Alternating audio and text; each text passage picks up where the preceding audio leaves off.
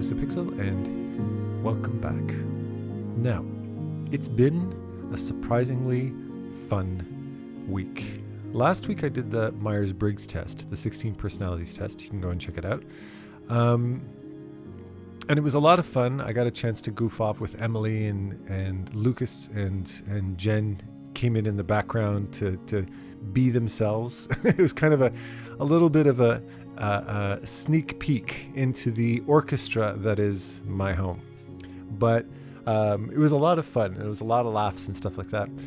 And it's fun to look into yourself. I love being introspective. I love analyzing things, myself included.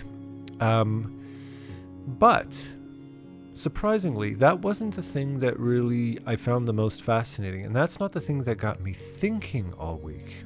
That's not the thing that actually was the most enlightening. Because in many cases, I already know myself pretty well. At least I'd like to think so. But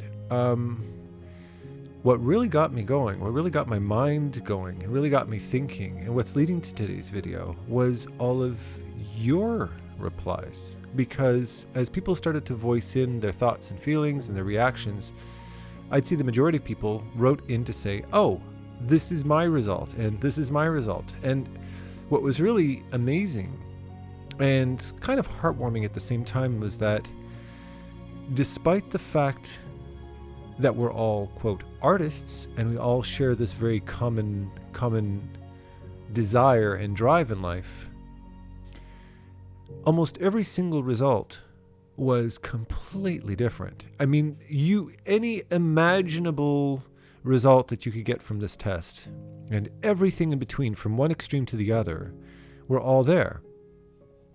Yet, despite our absolute, quote, polar opposite personalities, as accurate as the Myers-Briggs test could be, I'm not judging it on that behalf. At the same time, it's no surprise that I might be one thing and somebody else gets all the opposites. And yet, here we are, sharing the same platform together and sharing in this common passion. Not only that, but also appreciating each other and relating to each other despite having all these differences. Regardless of who answered me, one of the common comments that I got on my video is that they've been thinking this too, and they can relate and they appreciate what I shared in the video, despite the fact that this person might be at a completely different age, different demographic, different nationality, different personality, different, quote, psychological profile. We all met on a very common ground. And I found that very heartwarming, and I found it very enlightening. Furthermore, it tells you a little bit more, it kind of gives us insight into who we are as artists and what that common ground might be, despite the fact that we might be on a very personal level, on a very day-to-day level, very, very different. And our lifestyles might be very different. What is that commonality that we have? And the best I can think of is that it's our desire to express and share that self and that perspective with everybody else. It's a desire to communicate our thoughts, our feelings, our perspectives, our lifestyles. Whatever thing that is important to us at that particular point in our life is something that we have this desperate need to share with others. You need to present your thoughts and feelings in a physical way, in an emotional way, in a tangible way to somebody else so that they can share that experience. We really are in the realm of communication. So whether or not you are somebody who's very introverted and somebody who's very prospecting and somebody who's very compulsive and somebody who's very this or that versus somebody who's very zen and very flippant and very very aggressive, whatever strange recipe of human you come up with, in the end, it's our desire to express that and to share that perspective with everybody else. And that, being the artist I am, I suppose, set me off on yet another tangent.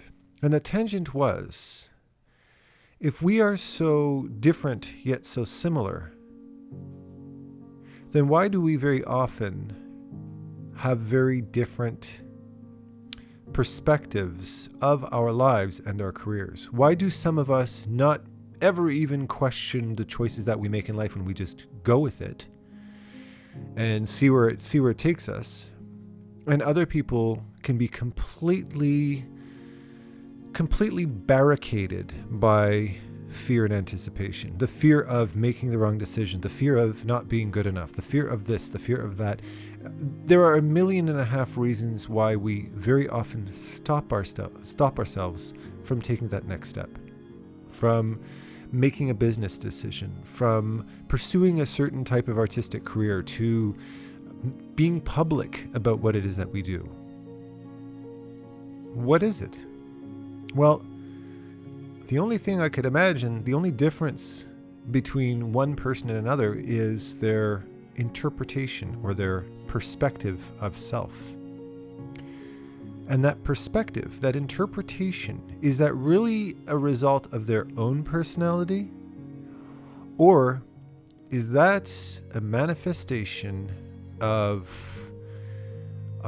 values and morals and perspectives that have been pushed on them by a parent, a loved one, society, community, etc.? What is it that makes us fearful? And furthermore, I think the big question we want to eventually get to, the big conclusion we might want to get to is, if I do live with these fears, if I do live with these insecurities, then how do I get over them? How do I overcome these insecurities? Because we all spend our entire lives trying to figure out who we are and how to become the best versions of ourselves. And for one reason or another, there's always this obstacle. There's always this challenge, be it internal or external, that's preventing us from being able to just do it. Just go ahead and take that next step. I took for granted certain, like there was one of the questions, for instance, that I just brazenly just brushed by it, not giving it much thought, which was that no matter how good things are, you're always waiting for the moment that things are eventually going to fall on your face. You're always waiting for things to fail. You're always, and I kind of answered that in a, well, of course not. I generally don't feel that way. I answered it and then moved on to the next question. But I can't say with confidence that that's the way I've always felt. I've spent a great part of my life second guessing every single decision that I made. And one of the reasons being was I was raised in a climate very often where no matter how good things were, no matter how successful I was at anything, no matter how passionately I pursued something, there was always somebody in my life that was feeding a little voice in my ear, kind of like a little voice in my ear saying, yeah, but it's going to end up like this, or yeah, but you might think it's this way, but everybody else felt it was that way, making me second guess the value of my own opinion. And this was an external force. This was somebody else speaking this to me. And it honestly took me over half of my life, at least half of the life that I've lived so far, to start to realize that. That a lot of these fears and insecurities that I have aren't actually of my own making. That I have a tendency towards certain fearful conclusions, that I have a tendency to be insecure that good things will turn bad eventually, because every single time something potentially good happened, somebody would come into my life, somebody would voice their opinion in on whatever event or achievement or thing that I've done and would say, yeah, but here's the dark side of that. Here's the full story that you don't see. And this is why you might think you did something good, but in reality, in the end, that's not what you think it is, or you should be doing more, or you should be doing less. There was always a voice saying, this is the perfect balance in life, and you're not there yet. And it took me over 3 decades for me to finally identify the problem and realize, it was a very difficult thing for me to realize that I'm not that person. I'm not that person. Despite this person being a part of my life, my entire life, their perspective is entirely their own. And that this negativity or this combativeness or this insecurity or this tendency to always paint things with a very dark paintbrush is absolutely not me. And I had to make that emotional distinction between who I was raised to be in a certain degree to who I am. And again, we keep alluding back to that quote on my arm that I've tattooed. It's know thyself. And by knowing thyself, it's knowing yourself even juxtaposed against those who you value and respect and love the most. Despite being raised by a person, despite being nurtured and cared for and loved and everything by an individual, that does not make you or your opinion theirs.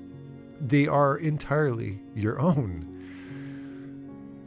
And once I made that realization at a very late age in my life, something that you would imagine somebody would do more in their teens during their more rebellious years. No, it wasn't until much later on in my life that I one day opened my eyes and said, "You're a toxic human being.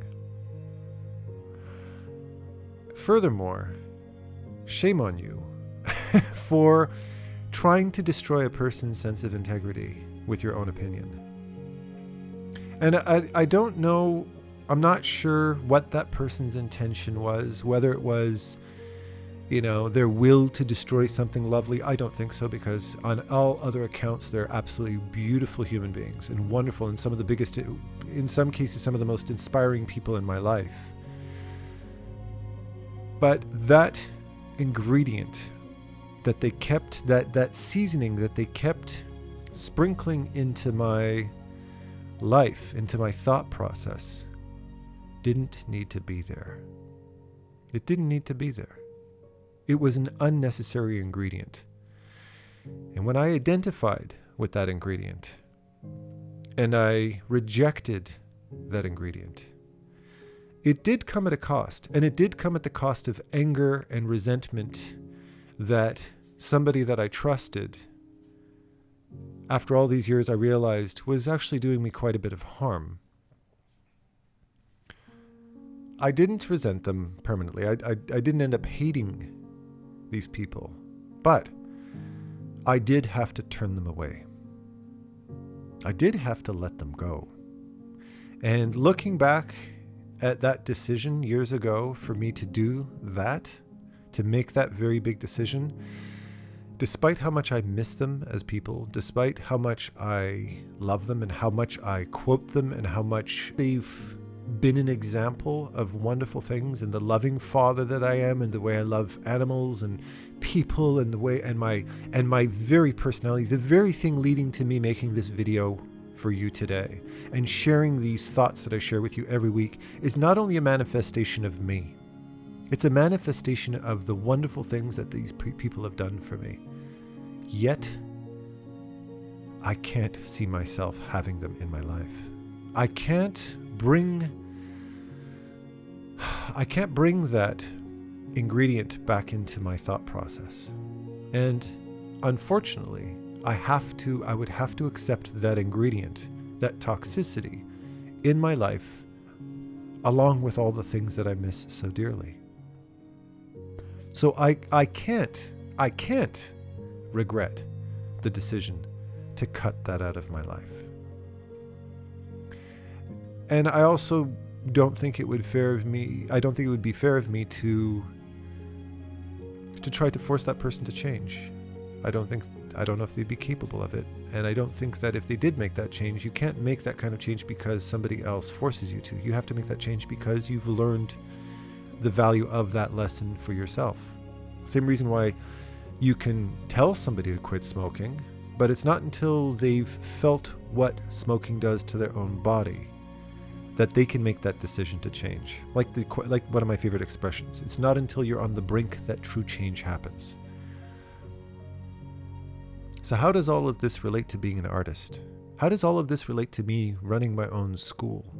How does all of this relate to me building my own YouTube channel and building a studio and learning camera equipment and studio design and audio equipment and product reviews and the endless list of things that I feel I've accomplished in the last five to 10 years or so.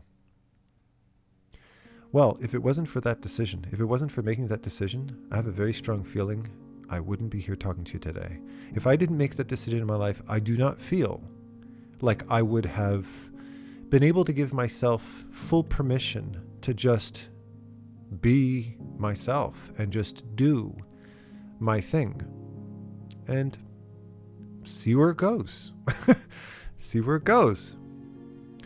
Because I had to let go of that little voice in my head, that little ingredient in my head saying, you know, oh, you're getting a little bit too personal in your videos. It's starting to sound a little bit culty, you know, like you're not the Messiah here, buddy. You know, that's a voice I would have heard. That's something I would imagine being told, or doing product reviews, you know, for companies that I do legitimately care for. When I do product reviews, whether it be for audio or video, when I do things for Edlin or what, you know, I've got other ones coming up soon, and you know, for different lighting companies or cameras or audio equipment that I'm completely in love with. When I say I stand behind the company, it's because, you know what, I got on the phone with somebody who didn't know I was a YouTuber, or I did business with a company, or I spoke to their PR department, or I collaborated with them, and I was smitten by how wonderful these people were, by how well they did business, by how nicely they cared for people, how the quality of the products, how much love and care they put behind what they did. So when I did that product review completely for free for Clocks and Colors, I really honestly want those people to succeed. But the little voice in my head would have said, oh, so you believe in them. Okay. You believe in them, but you do know you're going to get some free stuff from them eventually. Basically, assuming the worst of me as a person. And yeah, no, it might not be the worst. It might be not full out abusive behavior, but you got to think, if you truly want somebody else to grow, and I'm speaking not only to other people, but I'm speaking to the way you speak to yourself, then what is the need? To whose benefit is it for you to pull out that dark paintbrush and smear crap all over somebody's authenticity? What's the purpose of doing that? And the only answer I can come up with is there is none. And when I did the whole 16 personalities test, and I could see all of the huge differences between all of us, what was really wonderful about that is that despite the fact that we're all completely different personalities, when all of you were writing back and saying, I'm this and I'm that and I'm this and I'm that, there was no judgment. There was no, okay, well, unfortunately you don't fit in our club anymore because you're that, because that's your personality score. Okay, well, all right. No, there was no judgment. It was a celebration of self, wasn't it? It was just a bunch of people saying, hey, look who I am. Oh, look at this, I'm purple. Look at this, I'm green. Look at this, I'm rainbow colored, right? There's all these different people just appreciating self and showing it off to everybody else. And I would argue that one of the beautiful things about social media, one of the beautiful things about the online world that we live in with YouTube and Instagram and all that, despite all the bullshit that they bring to the table, one of the things that I see in my kids, everybody from Emily all the way down to Chloe and Lucas, is you are being raised in a very international world where you, to the best of your ability, of course, have access to cultures and personalities and body types and hair colors and skin colors and fashion senses and social standings that weren't as visible when I was growing up. We could grow up in a much more isolated world, much more tailored to our own personal tastes, our own personal community, our own personal national background. That was the kind of world that we as a world grew up in. And when the world of online exposure kicked in with the internet, a lot of you younger people might take for granted the fact that you know things that most of your parents and grandparents never had access to. You are very, very lucky, and you are very blessed to be able to watch a vlog from somebody in Egypt talking about the sweater she bought. Or you can nerd out over audio equipment, but from some guy from Singapore. Like, that's freaking awesome. I love the fact that what online world is what I'm doing with you right now, despite the fact that you might be in Australia, or you might be in Africa, or you might be in Canada, or you might be in South America, that we're all just a bunch of people throwing our our test results in the same pot and sharing in this passion for art. And notice the most important ingredient that's missing out of all of this is fear. You're not afraid to be yourself. You're not afraid to express yourself. You're not afraid to be unique. And that brings me to the whole big sparkling point to this whole thing. Fear of self, fear of self-expression is something that we are raised in society. We are cultivated through our societies, through our families, through our religious organizations, through our schools, to behave in a specific way. And in most cases, when it comes to humanity as a whole, there's certain fundamental rules that all humans abide by, right? Don't hurt other people, for instance, stuff like that. But then there's rules that you are raised on, you are cultivated by, that you are designed by, that might be manifestations of one person to another, one well-meaning parent, or one well-meaning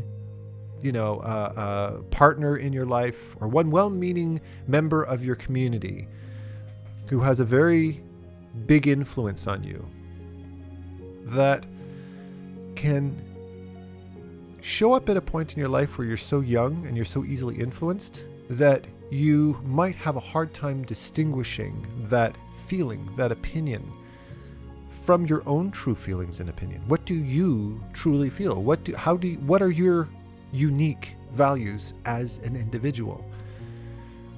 And you have to answer a very important question. This is a question I had to ask myself at a point in my life where I felt my most vulnerable. And that question is, are you or are you not a good person?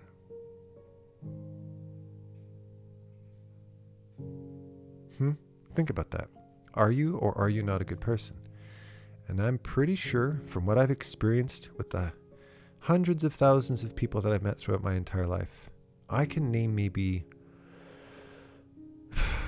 3 people in my life that were just assholes. Just mean-spirited, negative, horrible people. In my personal life. I'm not saying in general in society. I'm sure there's a few more than 3 people. But I can say, like, there's a very, very small handful of people who had ill intent and who were governed by a desire to see other people hurt. But even these individuals that I'm referring to, that I had to distance myself from, they are in and of themselves wonderful people with wonderful intent. Their intention has and never has been, has and never will be, to hurt me, or to mislead me, or to misguide me. Their intention was to protect me, to educate me, to prepare me, to open my eyes, to enlighten. But due to their own personal reasons, and due to their unbending desire to force their will on others, in turn caused damage to my integrity in a way that truly held me back. And when I let go of that, and when you let go of that, when you can ask yourself the question, am I a good person? Yes, I am a good person. I can say with absolute honesty, I have never, not once in my entire life, ever wanted to hurt another human being just to see the other person suffer. Never. It's never been my intention to hurt another human being. It's never been my intention to hurt a a bumblebee or a mosquito. As much as I hate mosquitoes, I would never intentionally want to hurt a mosquito. It doesn't bring me any kind of joy. I'm not a hurtful person. Verbally, personally, physically, nothing. Okay, so that's step number 1. Number 2 is stop questioning yourself.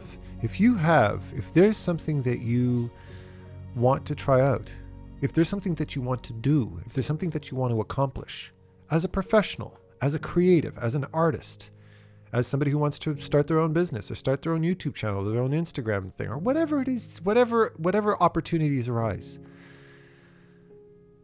the only thing that's stopping you from doing it, the only reason why Jill did it and Trevor didn't, is because Jill didn't question her decision. She didn't have the fear of failure. She didn't have the fear of disappointment. She didn't have a little voice in her head saying, you might think that you're ready for it, but you're not. So, don't get too big for your britches there, sweetheart. Just sit down and maybe in a couple of years, a little bit of practice. No, she just said, no, fuck it. I'll do it. If it works, it works. If it doesn't, it doesn't. If it doesn't, I'll learn what doesn't work and I'll know for next time. And I will be that much more educated. Right? As the expression goes, accomplishment is always on the other side of fear. Right? So Jill didn't have that little voice in her head saying, don't do it. She just did it. She wasn't afraid of failure. Does that mean that failure doesn't exist, that it won't happen? Yeah, it's just as capable of existing for her as it does for Trevor. But Trevor stopped himself from doing it because he wanted to avoid the potential of something negative happening. Where Jill didn't. She just did it. Did she do it? Did she do it because she was ignorant? Because she was naive? Because she didn't know any better? Because she obviously doesn't know the reality of the industry? Who cares? What does it matter? Jill wanted to be educated. Jill wanted to experience. So she did it. She didn't question whether or not it's something to do. Listen, if I could have very well injected tons of negativity into my desire, my dream to start an online school. For instance, who am I to say I'm qualified to teach other people how to pursue their artistic careers? That's pretty freaking audacious, isn't it? There are so many other people out there far more qualified to teach a mentorship than I am, that have more experience, that are better at art, that are technically stronger than I am. Adam, who the hell do you think you are? You're being irresponsible pursuing something like that. It's a stupid decision to make. I'm not saying that this is what these people in my life would have said, but this is what I've been taught by them to say to myself. I've been trained to add that ingredient into my recipe. Right? Or I could have said, you do realize, Adam, the only reason you're doing this is because you suck at jobs and you keep getting yourself sacked. That's the truth, okay? So don't try to sugarcoat this as something it's not. You're trying to be a teacher because you suck at everything else. It's like the old expression goes, Adam, those who can do. Those who can't teach. And you know what? What if it's true? What if all of that's true? Maybe I'm an unqualified failure who sucked at everything else, so I'm going to pretend to be something I'm not, put on this false air of confidence and success, and I'm going to lure people in to take my mentorship under the guise that I know what the hell I'm talking about. But 7-8 years later, I'm still doing it, and I'm still happy. And as far as the feedback I've gotten from my students, I've never had a single student turn to me and say, this was a complete waste of my time. Or maybe they were just too polite. Maybe they were just too polite to say that. Did you ever think that? Yeah, maybe they are. In which case, I love people for being so kind and polite. Thank you. It's very thoughtful of you to protect my feelings. I have thicker skin. I can handle a critique, but you still looked out for me and I appreciate that. So thank you for not telling me I absolutely suck at my job. Thank you to all of my students. Every single one of them I've ever had since 2015. Every one of you have been so kind as to lie to me to protect my feelings. God loves you all. Probably not, but hey, who knows? But that's the thing. It doesn't matter. It doesn't matter. Now, how do we take that exact same philosophy? How do we take that exact same psychology and apply that to the act of making art? And that same desire for perfection, that same fear of disappointing, that same fear of standing out in a negative way, of making a mistake that's regrettable, of being ostracized by your community, can just as easily resonate itself, can it just as easily trickle itself into the actual painting or drawing that you create. The fear of producing a piece of art that shows your lack of talent. The fear of drawing a subject that might offend. The fear of expressing yourself in a way that other people might find weird or cringy. But here's the crazy awesome thing about art. And this is one of the things that I just love about it. It's the fact that that doesn't really exist in art. I mean, I've seen artists that have painted pictures of some of the darkest parts of humanity. Horrible, heart-wrenching, terrible events. And in many cases, these events were based off of reality. They were reinterpretations. They were expressions of real things that had happened in real lives. I'm not saying everybody paints dark stuff, but I know a lot of people who have. People who have dealt with incredibly intense, overwhelmingly hurtful psychological struggles, or incredibly difficult lifestyles, family events that had happened that were scarring for life. And despite the fact that in their real lives, these events were damaging and hurtful and very often took them decades and decades, if not forever, to get over, maybe never. In none of those cases, in zero of those cases, when and if that artist decided to express that reality or that interpretation of reality in the artistic form, in any artistic form, be it dance or music or writing or painting or cooking or comedy, in none of those events did anybody say, you went too far. Actually, that's not entirely true. This is something that comedians, and comedians who I regard right on some of the top on the list in terms of what is an art, I would put comedy right there on the top. They are fighting for their right now to be able to express themselves this way. I strongly believe that comedians think and behave like artists. They have an artist's mind and mentality. How can I interpret life through a lens that allows us to look at it with both eyes open and not fear it? That's comedy. I mean, look at like comedians like George Carlin, for instance. He was all about walking the line of what's acceptable. He always said, it's not what you're talking about, it's the context, it's the person. No matter what you say, you can talk about anything in comedy, so long as it's expressed through the lens of comedy. And a comedian knows how to toy with context to make something, acceptable, no matter what it is you're talking about.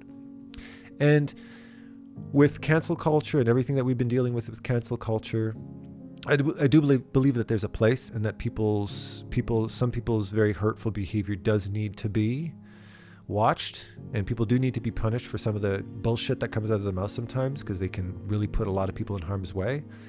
But to all the others who just want to express a thought in a creative way, if they're talking about a taboo subject, my opinion is there's no reason in hell why you should cancel, why you should create a mob and chase after people with your pitchforks, when you know damn well they're not mean people. You know damn well they weren't hurtful people. They were just being creatively expressive with their opinion.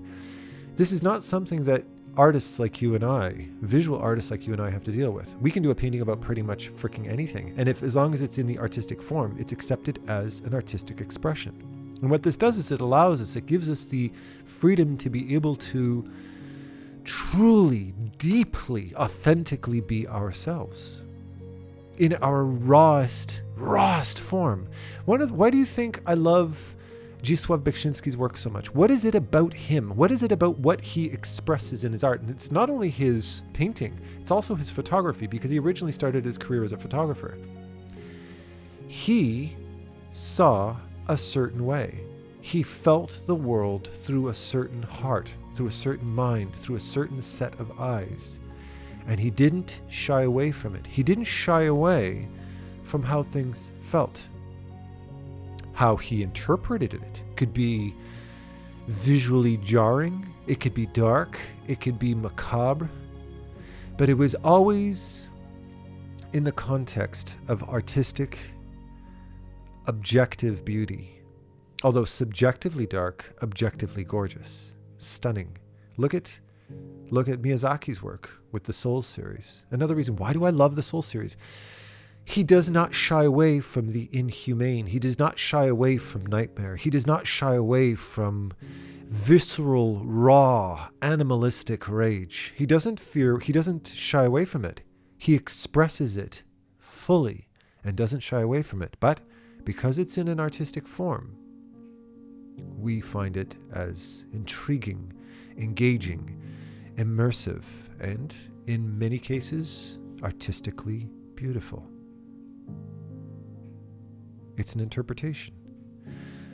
And you, my fellow artist, I want you to take this moment to think about the decisions that you make, the artistic decisions that you make, and ask yourself the question, how authentic am I being in my form of expression? Because whether you know it or not, whether you're realizing it now, maybe you're just a student and you're still learning the technicalities and you got to focus on that, awesome. And you're still exposing yourself to all these different styles and everything like that. My question to you is, or at least my foresight to you that I'm going to share with you today is, you will inevitably become yourself. It's unavoidable. No matter how hard you try, whether you publicly admit it or not, like I'm doing right now, you cannot run away from yourself. You are and always will be yourself. But I want you to have faith in the fact, I want you to take solace and comfort in the fact that so long as you are only expressing these hardships, this pain, this happiness, this lust, this joy, this lifestyle, this belief in the artistic form, it's just an expression. It is a way for you to be able to fully be yourself in a way that others will not judge. This is one of the reasons why people love to act. Acting allows you to take on a character. Acting allows you to be a horny teenager, in the back seat of a car steaming up the windows with some guy you just met at a bar. And then the next day, be a loyal husband, who has a family of 6 and who takes his kids to soccer practice. And then the next minute you can be a secret agent, driving some fancy expensive car. You can just allow yourself to be. Actors very often say one of the most fun, one of the most emotionally releasing characters you can play is a villain, because villains don't have any. One of the essence of being an effective villain is that you have absolutely no moral barriers. If you want something, you do it. It's pure chaotic evil in its purest form. If my best friend of 25 years, if he says something that pisses me off, I'm going to slit his throat and I'm not going to give it a second thought. Loyalty be damned. And then have your lunch and go home and tell your wife all about it when you get home and not give it a second thought. And you, my dear, are an artist. In order for you to be able to fully be yourself and truly know where you belong in this big world of artistic expression, the first thing you need to understand is that you're a communicator. And in order for you to communicate, the most powerful way you can communicate is to do so in the most authentic way possible. And you cannot be authentic unless you can allow yourself to be yourself. And unless you can answer that question, am I a good person? Do I have good intention? Do I have a good heart? Am I worthy of expression? Unless you can answer that question with a pure yes, then your journey is going to be more and more of a challenge. And if you can't answer that question, if you can't answer that question without looking at yourself and saying, yeah, but, I understand what Adam's saying, but, then ask yourself where that but is coming from. Who planted that ingredient? Who added that ingredient to your recipe? Was it you? Was it a loved one? Was it a lover? Was it somebody in your church? Was it somebody in your community? Was it somebody down the street? Was it your crush? Or was it you? And my guess is 99 times out of 100, it's not you. 99 times out of 100, there's absolutely no reason for you to fear yourself. There's no reason for you to doubt yourself. And if there are legitimate reasons that you do doubt yourself, if you do have an inclination, a desire to cause harm to other people, then you need to speak to a professional about that, and you need to have that addressed. That ingredient of yours that you own needs to be addressed. But then, does that mean all of you is rotten? No. But you definitely have to take care of that ingredient. You can't keep going on with those feelings, because that'll definitely turn into something terrible, either to you or to somebody else. But to the other 999 gajillion of you out there, you have nothing to fear. Be yourself, know yourself, and embrace yourself. And most importantly, have compassion for yourself. Okay? And with that said, I love you all with all my heart, and happy painting. Take care.